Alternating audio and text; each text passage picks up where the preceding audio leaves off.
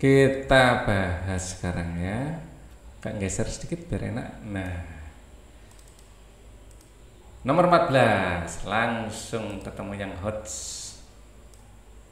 Perhatikan grafik tingkat oksigen terlarut ya dan mineral ion ya. Jadi tingkat oksigen terlarut dan mineral ion di sungai berikut.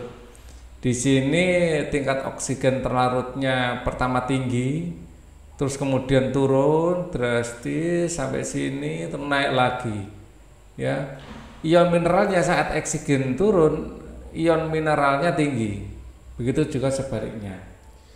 Limbah masuk ke sungai di titik yang ditunjukkan oleh nomor. Nah, limbah masuk ke sungai itu titik nomor 1. Ya.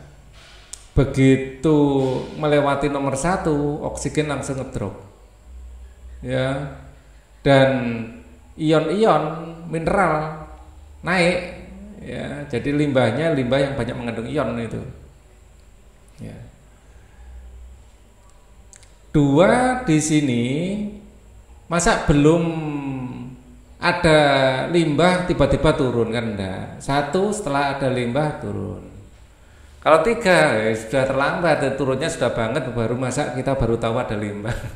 Gitu ya. Jadi 1 ini yang jawaban terbaik. Dilakukan pengujian terhadap beberapa jenis pestisida. Ya, pestisida adalah zat yang digunakan untuk membunuh hama. Hama bisa apa saja ya, bisa kalau untuk serangga namanya insektisida, kalau untuk tikus rodentisida. Jadi pestisida itu nama umumnya. Ya, kalau insektisida itu didesain khusus untuk serangga. Dilakukan pengujian terhadap beberapa jenis pestisida berbeda untuk melihat dampak racun yang ditimbulkan terhadap ikan. Ilmuwan menemukan konsentrasi pestisida yang dapat menyebabkan kematian 50% ikan dalam waktu 4 hari. Ya, jadi ada 10 itu yang 5 mati dalam 4 hari. Hasil disajikan dalam tabel berikut. Jenis pestisida 1, 2, 3, 4. Konsentrasi yang dapat menyebabkan kematian 50% ikan dalam ppm adalah ini. Ya. Jenis pestisida yang paling berbahaya bagi ikan yang konsentrasi sedikit aja sudah membunuh. Ya, cari yang paling kecil. Jadi yang 2 ini paling berbahaya, dengan konsentrasi 0,01 saja sudah membunuh 5 dari 10 ya, atau 50 dari 100 ya. Jadi ini berbahaya. Ya, yang paling ramah lingkungan ya nomor 4 ini ya.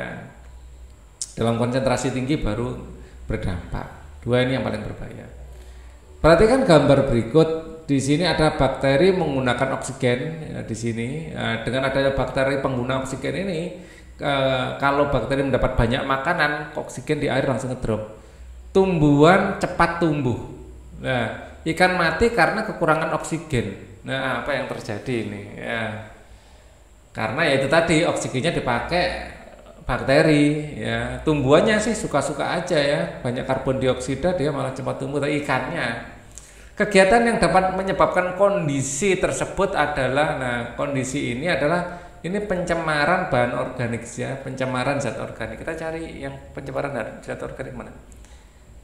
Penggundulan hutan, tidak ada hubungannya untuk kasus ini ya. Pembakaran bahan bakar fosil ini pada udara. Jadi ini kalau efek rumah kaca ini apa hubungannya?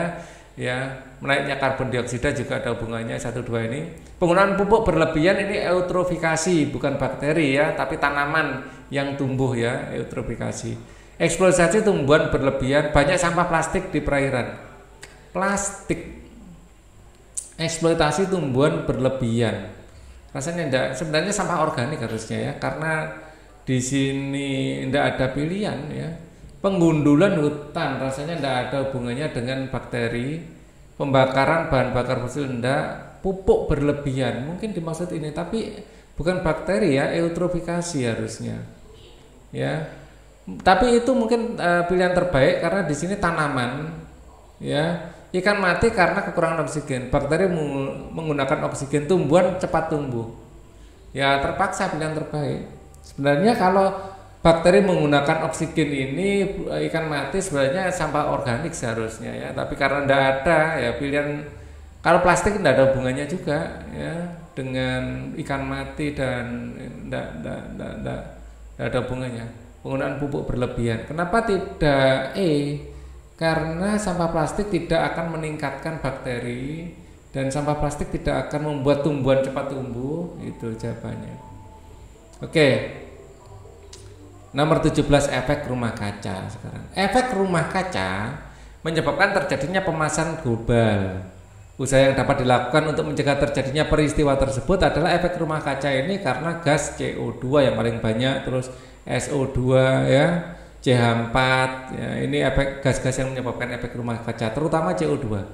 Mengurangi pajak bahan bakar minyak. Kalau pajak dikurangi, penggunaan akan naik. Ya jangan, bukan ini.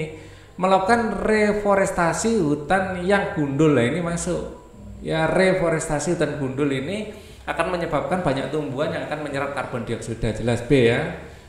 Yang lain jelas. Tidak membangun banyak gedung berkaca, nggak ada hubungannya efek rumah kaca dengan gedung berkaca ya. Efek rumah kaca adalah karena gas karbon dioksida, bukan karena kaca. Meningkatnya jumlah kendaraan bermotor, nah ini masuk ini sebenarnya, cuman bukan itu ya. Terjadi usaha yang dapat dilakukan untuk mencegah, nah ini meningkatkan jumlah kendaraan bermotor jelas tidak akan mencegah. Menggunakan kendaraan bermotor yang baru. Ya ini mungkin iya sih, tapi ya bukan jawaban. Maksudnya tingkat mungkin sepeda motor baru itu mungkin tingkat polusinya sedikit lebih rendah gitu aja, atau mungkin agak lebih rendah gitu lah ya. Jadi tapi bukan itu jawaban yang bagus. Perhatikan hubungan yang terjadi antara polusi sulfur dioksida ya SO2 dan jumlah spesies lumut kerak yang ditemukan di pohon berikut. Di sini jumlah spesies lumut keraknya akan turun dengan naiknya SO2. Kok CO2, SO2. Apa yang terjadi? Simpulan yang paling tepat berdasarkan ini ABC-nya kurang ini ya. Saya ambilkan dari sumbernya sebentar. Nah, ini ada sumber ABC lagi. Ya, di bawahnya ini perlu dipastekan ini sumber ABC-nya. Besar banget ya. Perlu kita kurangi ukurannya biar tidak terlalu ini apa. Nah, segini aja. Oke. C-nya nyamping sini. Oke, simpulan. Simpulan yang tepat berdasarkan grafik tersebut adalah ya intinya naiknya SO2, turun lumut kerak ya. Semakin tinggi pencemaran sulfur dioksida, semakin tinggi keragaman lumut kerak, jelas tidak. Jika sulfur dioksida dalam jumlah banyak, lumut kerak tidak dapat bertahan hidup, ini mungkin benar. Pertumbuhan lumut kerak tidak terpengaruh oleh tingkat pencemaran sulfur dioksida, jelas tidak. Keanekaragaman lumut kerak berbanding lurus dengan kadar, jelas tidak. Jumlah spesies lumut kerak meningkat seiring dengan meningkatnya, jelas tidak. Ya, jelas jawabannya adalah yang B. Oke. Wah, ini nanti akan kita lanjutkan lagi, sampai sini dulu, silakan.